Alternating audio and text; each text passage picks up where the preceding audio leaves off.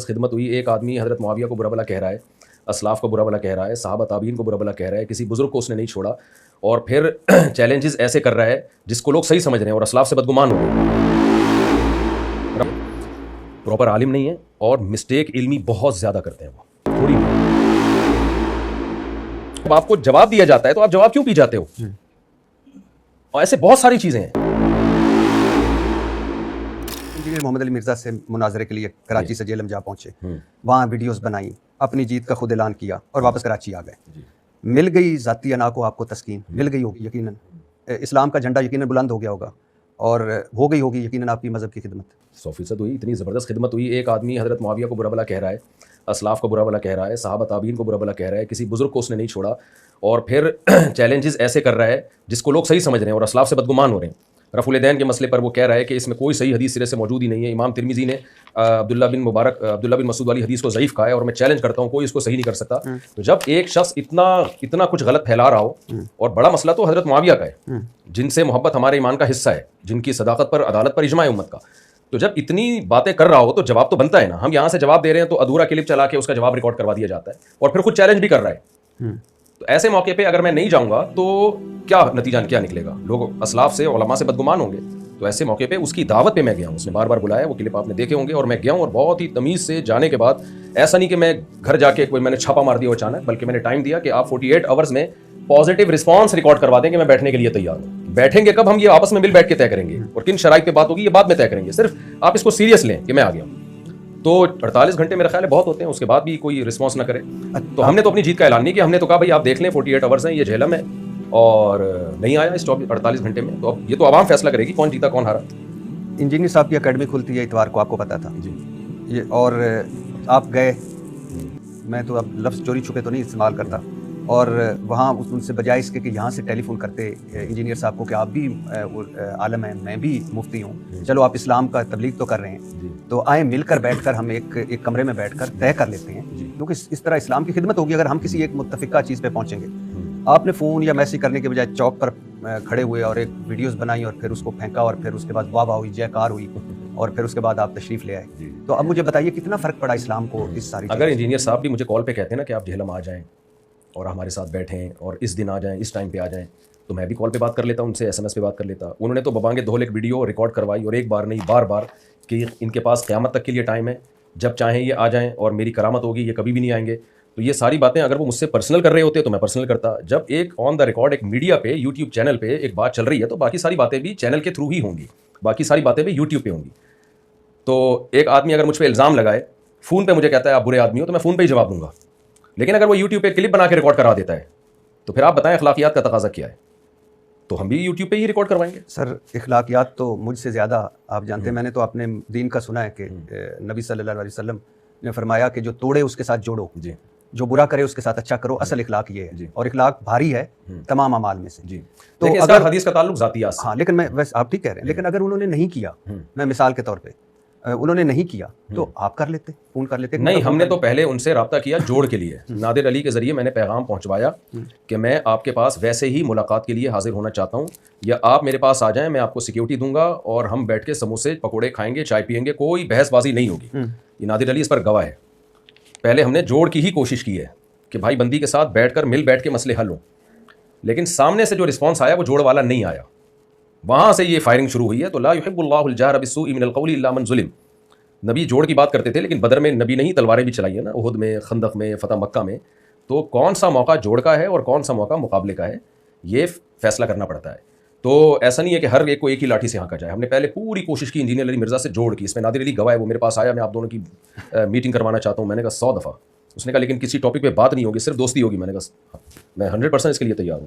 جب یہ تمام کوششیں محبت سے بیٹھنے کی ناکام ہو گئیں اور ادھر سے ہی فائرنگ ہوتی رہی، وہ میری ذات پہ فائرنگ ہوتی کوئی بات نہیں. وہ فائرنگ کس پر ہو رہی ہے؟ بڑے بڑے علماء، صلحاء اور صحابہ پہ فائرنگ ہو رہی ہے، اور بندہ خاموش ہی نہیں ہو رہا اور پھر چیلنج بھی کر رہا ہے. تو میرا خیال ہے پھر اس کے بعد تو اتنا تو ہوتا ہے. ہم نے کون سا جا کے وہاں کوئی میزائل داغ کے آ گئے ہیں. تو آپ کے بڑے بھی ہیں، مفتی منیب بھی ہوں گے، مفتی منیب الرحمان، مفتی تقی عثمانی صاحب بھی ہوں گے. تو جب اسلام اتنا خطرے میں تھا انجینئر صاحب کے بقول آپ کے کہ وہ اتنے حملے کر رہے تھے، تو یہ بڑے کیوں نہیں بولے؟ دیکھیں، بڑے اپنے آپ کو اس کے لیول کا نہیں سمجھتے. یہ تو انجینئر صاحب نے خود اپنے آپ کو ایک بہت عظیم عالم اسلام کی شخصیت بنا کے پیش کر دیا ہے. مفتی تقی عثمانی صاحب تو بہت ہی ایک بڑے آدمی ہیں. عرب ائمہ حرمین ان کی عزت کرتے ہیں, قدر کرتے ہیں, ان کو دنیا میں بہت, پوری دنیا میں ان کی ٹریولنگ ہے. اور سعودی عرب میں جب علماء کی ایک کمیٹی تھی, درجنوں ملکوں کے علماء تھے اس میں, اس کے رئیس مفتی تقی عثمانی صاحب تھے, جس میں سعودیہ کے مفتیان کرام بھی تھے, حرم کے مفتی بھی تھے, مکہ کے, ان کے بھی رئیس مفتی تقی عثمانی صاحب رہے ہیں. تو اتنے بڑے لیول کا آدمی جا کے ایک ایسے شخص کو جو کسی یعنی مدرسے سے فارغ نہیں ہے, جس کو عربی کا عبارت کا ترجمہ تک کرنا نہ آتا ہو, تو وہ تو خود اس نے بنا دیا لیول کہ میں بہت بڑا ہوں. تو مفتی تقی صاحب تھوڑی مانیں گے کہ آپ اس لیول کے ہو. اچھا, آپ اتنا ہی کر لیتے جو وہ کہتے ہیں. کہ پہلی بات تو یہ ہے کہ جب مفتی طارق مسعود کراچی سے جیلم چلا جاتا ہے, اور جاتا کس لیے کہ وہ بقول آپ کے کہ وہ اسلام کی ایک دوسری شکل پیش کر رہے ہیں جو ٹھیک نہیں ہے. تو مفتی تقی عثمانی صاحب کوئی ان کا کوئی وہ تو نہیں ہے نا, امپورٹ ایکسپورٹ کا بزنس مذہب کے ہیں نا. تو مفتی جب اسلام خطرے میں ہو اور اپنوں سے ہو تو کم از کم ان کو بولنا چاہیے تھا, مفتی منیب الرحمان سے بولنا چاہیے تھا. اور پھر انجینئر صاحب کو میں سن رہا تھا, وہ کہہ رہے تھے کہ لکھوا کے ہی لے آؤ بڑوں سے, اپنے کسی بڑے سے لکھوا کے لے آؤ. تو بسم اللہ. دیکھیں مفتی تقی عثمانی صاحب میڈیا پہ نہیں ہے, وہ ایک حقیقی معنوں میں انہوں نے کہا تھا کہ جائیں, نہیں, نہ انہوں نے مجھے روکا نہ انہوں نے مجھے کہا جانے کا. مفتی منیب الرحمان کا تو ان سے پوچھیں نا, مفتی منیب الرحمان کی باتیں تو آپ مفتی منیب الرحمان سے پوچھیں. لیکن سنا ہے وہ انہوں نے مائنڈ کیا تھا کہ آپ کیوں گئے اس طرح مناظرہ کرنے. کس نے مائنڈ کیا تھا؟ مفتی منیب الرحمان صاحب. میرے علم میں نہیں ہے. لیکن آپ کیوں نہیں, اتنا بڑا آپ کا چیلنج ہے کہ آپ نے اتنی اسلام کی خدمت کرنی ہے, لکھوا مفتی تقی عثمانی صاحب کے پاس جائیں. وہ کیا یہ کون سا کسی سے مناظرے کے لیے شرط ہے؟ آپ دلیل سے بات کریں, اگر وہ صحیح ہے تو مفتی تقی صاحب لکھ کے دیں یا نہیں لکھ کے دیں. یعنی انجینئر علی مرزا کو چاہیے تھا بیٹھ جاتا, فیس ٹو فیس دلائل سے بات ہو جاتی. کیا ہم انجینئر علی مرزا کو جو لوگ سن رہے ہیں تو کیا کسی بڑی شخصیت نے لکھ کے دیا کہ ان کو سنا کرو؟ وہ کہتا ہے میں بابوں کو نہیں مانتا, دلیل سے بات کرو قرآن و سنت سے. تو ہم بھی جا کے قرآن و سنت سے بات کرتے ہیں, اس کے پاس جواب ہوتا, وہ جواب دے دیتا کہ بھئی یہ دلیل غلط ہے. تو دنیا کے سامنے آ جاتا ہے یہ دلیل, کس کی دلیل صحیح ہے کس کی دلیل غلط ہے. یہ جو شرط ہے کہ مفتی تقی صاحب, اگر وہ آج کہہ دے کہ نہیں مفتی تقی صاحب بھی نہیں, عالم اسلام کے جو سب سے مایہ ناز امام حرم ہے شیخ شریم سے لکھوا کے لاؤ, میں پھر بیٹھوں گا. تو کیا میں پاگل تھا میں شیخ شریم سے لکھوانے چلا جاتا؟ تو اگلا جو یہ مطالبے کر رہا ہے کہ مفتی تقی صاحب لکھ کے دیں گے تو میں بیٹھوں گا, اس مطالبے کی لاجک کیا ہے؟ مطلب یہ ان کا کہنا, میں نے سنا, پوچھا بھی, وہ کہتے ہیں کہ آج مفتی طارق مسعود صاحب آ جاتے ہیں, میں ان کے ساتھ بیٹھتا ہوں, کل مفتی زید آ جاتا ہے, پرسوں مفتی بکر آ جاتا ہے, تو میں مناظرے کرتا رہوں گا. ایک جو ان کا سب سے بڑا ہے وہ کہے کہ یہ ہماری طرف سے, یہ میرے آنے سے پہلے کہہ دیتا نا, مجھے تو بلا رہا تھا کہ ٹائم قیامت تک کہ آ جاؤ آ جاؤ آ جاؤ. اس وقت تو اس نے یہ نہیں کہا, اور کہہ رہی کبھی بھی نہیں آئیں گے. یہ تو آنے کے بعد کہ افلاطونیاں اور بکراتیاں ہیں کہ فلاں لکھ کے دے گا فلاں. اور میں یہ آپ کو لکھ کے دے دوں کہ مفتی تقی صاحب بھی لکھ کے دے دینا بالفرض, تو یہ کہے گا امام حرم سے لکھوا کے لو. آپ یہ کر دیں گے؟ ایک نہیں, میں یہ کام نہیں کروں گا. مفتی تقی صاحب کا میں ٹائم فالتو چیزوں میں ویسٹ نہیں کرنا چاہتا. آپ کے پاس اتنا ٹائم ہے کہ ویسٹ ہو جائے؟ کیا مطلب کہ آپ بھائی مفتی تقی صاحب بہت بڑے آدمی ہیں. ایک چیز ایک آدمی کے لیے ٹائم ویسٹنگ نہیں ہوتی, دوسرے کے لیے وہ ٹائم ویسٹنگ ہوتی ہے. ہر شخص کا ایک لیول ہوتا ہے نا. ایک آدمی جو سرجن ہے, جو بڑے بڑے آپریشن کرتا ہے, آپ اس کو نزلہ زکام کی آپ دوا لے رہے ہو تو یہ اس کے لیے ٹائم ویسٹنگ ہے. لیکن ایک جنرل فزیشین سے آپ پیناڈول لیتے ہو, اس کے لیے ٹائم ویسٹنگ نہیں ہے اس کے لیے. آپ بھی ویسے اعلیٰ اخلاق کا آپ نے بھی دکھائے, جیلم والی سرکار, شف والی سرکار سے بڑی سرکار. لیکن انجینئر محمد علی مرزا کہتے ہیں کہ مولانا طارق مسعود دیوبندیوں کے فرنٹ مین ہیں, دیوبندیوں کے گول کیپر ہیں, شیطان کے ہتھے چڑھ گئے ہیں, غلط عقیدے والے انسان ہیں, اور مرنے کے بعد اللہ کے پاس نہیں اپنے بزرگان کے پاس جانے والے انسان ہیں. اور یہ وہ جنہوں نے اپنے نہیں بلکہ لوگوں کے بھی عقیدے خراب کر دیے. اچھا, یعنی ہم اللہ کے بجائے اپنے بزرگوں کے پاس جائیں گے تو بزرگ کہاں جائیں گے؟ یعنی کوئی اور ڈفرینٹ جگہ ہوگی شاید. وہ بھی تو جنت میں کون جائے گا؟ انجینئر سے بس یہ مجھے ایک لسٹ لکھوا لیں, 4-6 آدمی بتا دے جو جنت میں جائیں گے. اگر آپ اجازت دیں تو میں چٹکلا سنا دوں تھوڑا سا. ظاہر آپ نے کافی ٹائم ہو گیا سنجیدہ. ایک آدمی کو خواب آیا, جو انجینئر علی مرزا کی جو دعوت چل رہی ہے نا, اس سے جو میسج مل رہا ہے کہ کتنے آدمی جنت میں جائیں گے, اس پہ ہے یہ چٹکلا. وہ ایک آدمی نے خواب میں دیکھا کہ جنت میں دال چاول کھلائے جا رہے ہیں. اس نے فرشتوں سے بولا یہ کیا ہے؟ فرشتوں نے بولا 4 آدمیوں کے لیے دیکھ پکائیں کیا. تو انجینئر علی مرزا نے جو اسلام پیش کیا ہے نا, 4-6 آدمیوں کے علاوہ کو بچتا نہیں ہے جو جنت میں جائے گا. تو ہمارا تو ایک سلسلہ ہے, صدیوں سے چلا آ رہا ہے. تو ہماری تو دعائیں ہیں کہ ہم اللہ ہمیں بزرگوں کے ساتھ اٹھائے, اور ادخلنی برحمتک فی عبادک الصالحین, پیغمبروں کی دعائیں ہیں, اللہ ہمیں اپنے نیک بندوں میں شامل کر لے. اس سے پتہ چلتا ہے نیک بندے ہول سیل کے حساب سے رہیں گے. اللہم اہدنا فیمن ہدیت, حدیث میں دعا سکھائی ہے, اے اللہ تیرے جو ہدایت یافتہ لوگ ہیں نا, ایک ہجوم ہے ان کا, مجھے بھی ان کا ایک ادنا سا فرد بنا لے. تو ہول سیل کے حساب سے اللہ والے بزرگ رہیں گے. مارکیٹ سے اتنی جلدی شارٹ, جب بزرگ شارٹ ہو جائیں گے نا تو قیامت آ جائے گی. تو اور باقی جو انہوں نے الزام لگایا کہ عقیدے خراب کر رہے ہیں, تو کوئی عقیدہ بتائیں کون سا عقیدہ ہے جو ہم. میں ابھی اس پہ آتا ہوں. ضرور میں اس پہ آتا ہوں. اچھا, وہ بورے ویسے کہاں ہیں جو آپ لے کے گئے تھے؟ وہ بورے بھر کے, دیکھیں جب بھی کوئی کہیں بورا لے کے جاتا ہے نا, واپس آ کے اس بورے کو خالی کر کے چیزوں کو اپنی جگہ رکھ دیتا ہے. تو یہ ساری کتابیں آپ دیکھ رہے ہیں, ہاں یہ بورے سے نکلی ہوئی کتابیں ہیں جو ہم نے الماری میں دوبارہ فٹ کر دی ہیں. اب یہ نہیں ہو سکتا کہ میں جہلم میں گیا ہوں, وہ نہیں آیا ہوں کتابیں کے بورے لے کے اور میں بورے سنبھال کے رکھوں آثار قدیمہ کے لیے, ایسا کہیں بھی نہیں ہوتا. اچھا, واپس عقیدے پہ آنے سے پہلے صرف مجھے یہ بتا دیجیے کہ آپ کو بنیادی اختلاف کیا ہے انجینئر محمد علی مرزا صاحب سے؟ انجینئر علی مرزا سے اختلاف یہ ہے پراپر عالم نہیں ہے اور مسٹیک علمی بہت زیادہ کرتے ہیں، وہ تھوڑی نہیں. کوئی ایک غلطی ہوتی نا تو انسان کہتا ہے غلطی ہر انسان سے ہوتی ہے. قرآن مجید غلط پڑھنا، خلا کے مسئلے میں قرآن کی آیت کا ترجمہ غلط. مولانا عمران صفدر صاحب ہیں کہ یوٹیوب پہ آپ سرچ کیجیے گا، ان کا کام یہی ہے انجینئر کی غلطیاں نکال کے ویڈیو بنانا. اتنی زیادہ ان کی آپ کلپ ملیں گے نا آپ کو، آپ حیران ہو جائیں گے کہ یار یہ بندہ کوئی کبھی تو کوئی ٹھیک بات کر لے نا. تو کوئی ایک چیز نہیں ہے جس کو ہم کہیں. اتنے چیلنجز، بڑے بڑے چیلنجز، جو یہ رفع الیدین پر چیلنج اور یہ حدیث 2812 کا کسی کے پاس کوئی جواب نہیں ہے. اشرف علی تھانوی نے اپنے نام کا کلمہ پڑھایا. یہ میں آگے تو یہ سارے چیلنجز کا جب آپ کو جواب دیا جاتا ہے تو آپ جواب کیوں پی جاتے ہو؟ اور ایسے بہت ساری چیزیں ہیں. تو اور یہ بڑے لیول کی چیزیں ہیں نا، یعنی کوئی ہلکی چیزیں نہیں ہیں. چلو رفع الیدین ایک اختلافی مسئلہ ہے، ٹھیک ہے، ہم اس کو اختلافی مانتے ہیں اور اتنا بڑا مسئلہ نہیں ہے، لیکن آپ نے تو اس کو بھی بہت بڑا بنایا ہے.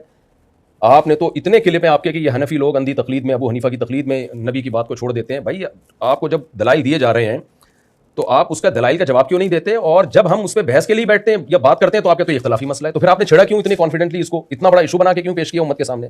آپ نہ چھیڑتے اس کو. خواتین مردوں کی نماز کا فرق ہے، اس کے بارے میں اتنے بڑے بڑے دعوے، جب بھی جواب دیا جاتا ہے تو جواب وہ جو ہے وہ غائب ہو جاتا ہے.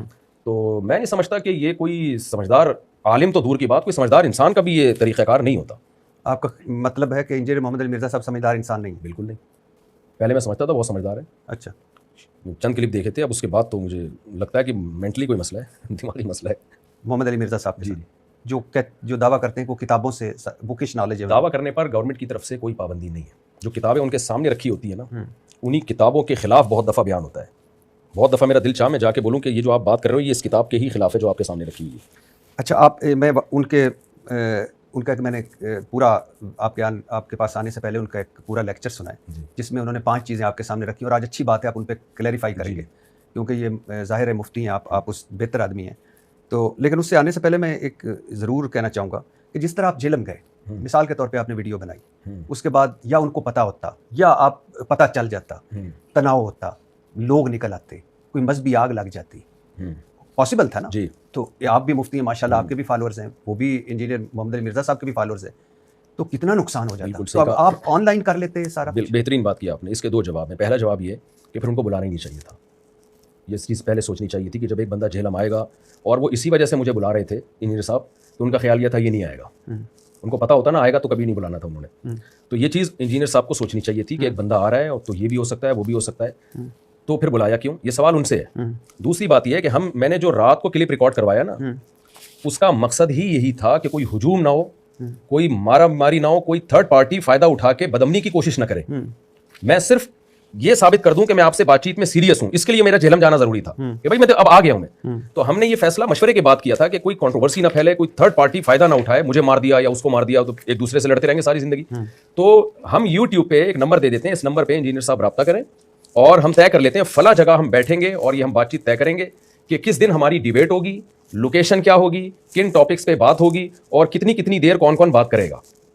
تو اس سے زیادہ میرا خیال ہے کوئی سوٹیبل طریقہ ہو نہیں سکتا شرافت کے ساتھ بات کرنے کا. اس کے علاوہ جتنے طریقے ہیں وہ شر اور آفت والے ہو سکتے ہیں، لیکن اس سے زیادہ بہتر کوئی طریقہ نہیں ہو سکتا کہ لڑائی نہ ہو اور بات چیت ہو. تو میں چونکہ بات چیت کرنے میں مخلص تھا اس لیے میں نے یہ طریقہ اختیار کیا. اگر میں بات چیت کرنے میں مخلص نہ ہوتا نا، میں وہاں جا کے اعلان شروع کر دیتا جہلم کے چوک پہ کھڑے ہو کر، نکل بھائی تو باہر. پھر جو ہونا تھا پٹے بازی ہوتی ہے. ہاں ڈیفینیٹلی. جی تو یہ نہیں کیا نا ہم نے، اسی وجہ سے نہیں کیا. تو جب یہ ویڈیوز آپ کے سامنے آئیں تو آپ کے جو بڑے علماء ہیں ان میں سے کسی نے آپ کو کوئی سراہا ہو یا کوئی تعریف کی ہو یا کہا ایسا نہ کیا کریں؟ نہیں، کسی نے نہیں کہا. کوئی رد عمل؟ ایسی دعائیں ہوئی ہیں. تو یہ تو حرم میں لوگوں کے فون آئے کہ ہم حرم میں دعائیں کر رہے ہیں آپ کے لیے، آپ نے ماشاءاللہ ایسا کام کیا، دلوں کو جیت لیا ہمارے. اور میں تو مزاج میں یعنی تھوڑا سا سب کو پتہ ہے، تھوڑا سا ان چیزوں شہرت ورت سے بچتا ہوں. اگر میں بائی روڈ آتا نا جہلم سے 48 گھنٹے کے بعد، BCO مدارس ہار پھول لے کے میرے استقبال کے لیے کھڑے ہوئے تھے. کراچی ایئرپورٹ پہ یہ خبریں تھیں کہ جی ہم مفتی صاحب کو ایسے اٹھا کے لائیں گے کندھوں پہ. میں نے کہا نہیں بھائی، اس لیے میں بغیر بتائے چپکے سے آیا اور پتلی گلی سے اپنے گھر میں داخل ہو گیا. ان سب کو پتا ہے، کسی کو پتہ بھی نہیں چلنے دیا کیونکہ ہمیں یہ پروٹوکول نہیں چاہیے. یہ کام لینا تھا، اللہ نے لے لیا. تو یہ جو الزام لگایا جاتا ہے نا مفتی صاحب نے شہرت کے لیے کیا اور یہ کیا، تو بھائی میرے تو بہت لوگ تھے. ہاں صرف ایک بات ہوئی ہے کہ وہاں اہل حدیث حضرات کا مدرسہ تھا قریب میں، تو انہوں نے مجھے بہت اصرار کیا کہ آپ آئیں ایک دفعہ بیان کریں ہمارے یہاں. کسی بڑے نے رابطہ کیا تو وہ مجبوراً میں چلا گیا. تو وہ ہار پھول لے کے کھڑے ہوئے تھے، انہوں نے ڈال دیا، وہ بھی میری پرمیشن کے بغیر. تو اس سے زیادہ کچھ بھی نہیں ہوا.